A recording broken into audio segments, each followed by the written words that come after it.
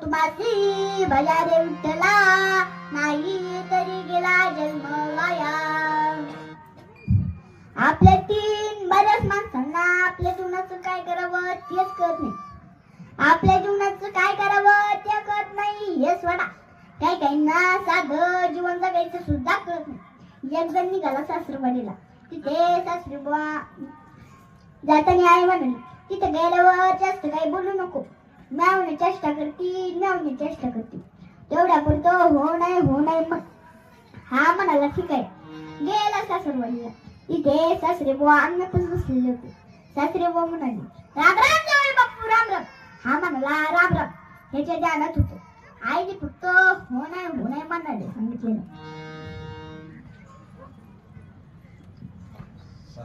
सासरे बुवा म्हणाले, जावई बापू आले का? हा म्हणाला हो. मग कसं काय चाललंय, बरं चाललंय का? हा म्हणाला नाही. मग कुणी म्हातारी बितारी आजारी आहे का काय? हा म्हणाला हो. कुणी म्हातारी बितारी आजारी आहे का काय? हा म्हणाला नाही. मग तर तुम्ही इथंच आहात, मग माझी मुलगीच की काय? हा म्हणाला हो.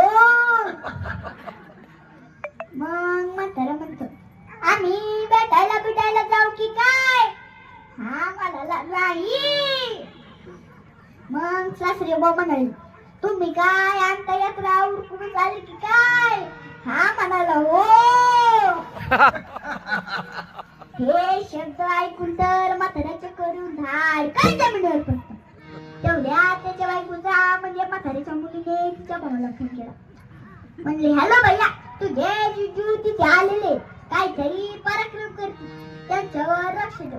भैया म्हणतो, जिजू आले पण जिजूने पराक्रम केला आपण बाबा स्वर्गाच्या रस्त्याला जाऊन परत मागे आले.